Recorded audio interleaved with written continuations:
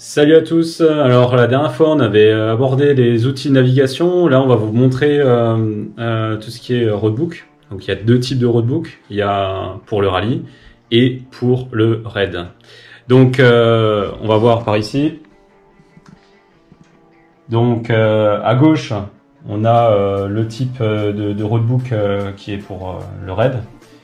Le roadbook pour le raid, c'est un petit peu plus simplifié, il n'y a pas encore le principe de couleur comme on peut voir sur le roadbook qui est juste à droite, où c'est vraiment un roadbook où il y a les couleurs qui sont intégrées, donc pas besoin de passer au stabilo pour le jour d'avant, du fait que c'est des roadbooks qu'on rallie, c'est des roadbooks qu'on reçoit le matin, donc comme David Castera le met en place. C'est beaucoup plus détaillé, beaucoup plus précis. C'est vrai que le rallye est beaucoup plus précis dans les notes que le raid. Le raid reste très aléatoire. Après, il y a différentes notes qui sont intéressantes qu'on peut mettre juste avant l'épreuve. On a souvent 15 minutes pour marquer 2-3 notes données par l'organisation. Ici, on voit clairement que c'est des points GPS.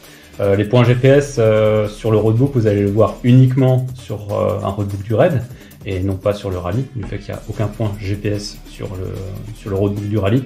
Pour vous donner quelques indices et pour vous faire vivre quelques notes, on va vous montrer quelques petits détails. Donc ici au kilomètre 124, on peut voir qu'il faut tenir un cap moyen de 180 degrés. On voit très bien que là on est sur des notes qui disent reprendre piste principale.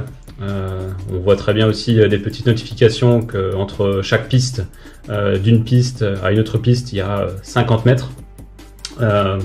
On voit ici, on peut vous demander qu'est-ce que c'est. En fait, c'est l'intermédiaire entre les deux cases. Donc c'est le kilométrage intermédiaire.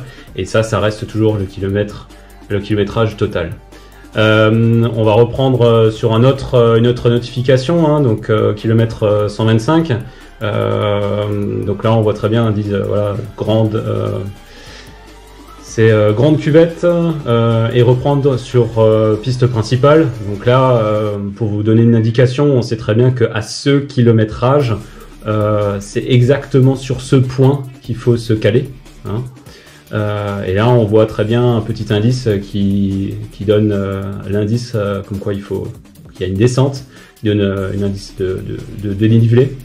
Donc il y a beaucoup d'indications à prendre en compte.